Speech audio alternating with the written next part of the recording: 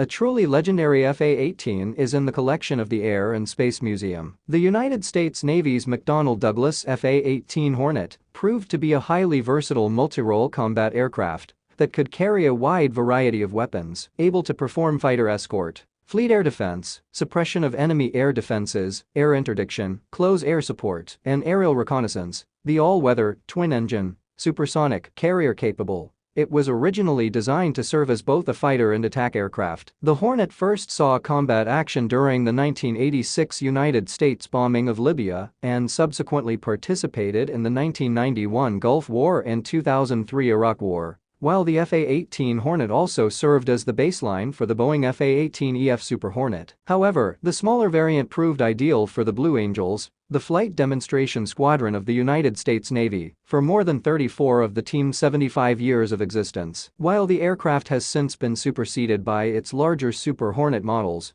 one of the retired aircraft has since been provided to the Smithsonian's National Air and Space Museum and is now on display at the Udvar-Hazy Center Annex at Dulles International Airport outside of Washington, D.C. The museum acquired a retired Blue Angel Hornet in November 2020. Just 2 weeks after its final flight with the Blue Angels. The museum's collection of this important aircraft will allow us to tell stories of the Navy's flight demonstration team, as well as its time in combat, said Naval Aviation Curator Lawrence Burke. According to the museum, it was one of the first C models built and delivered to the Navy in 1987. It was soon assigned to Strike Fighter Squadron, FA-86, the first East Coast squadron to receive the C model Hornet. In addition, flying with the squadron during Operation Desert Storm, the first Gulf War in 1991, and then with FA-83, helping to enforce the no-fly zone over southern Iraq in 1994. Over the course of its service, the served in 8 different squadrons, seeing service in both the Atlantic and Pacific Oceans, as well as the Mediterranean and Red Seas, before being turned over to the Blue Angels in 2015. It was finally retired from the team in 2020,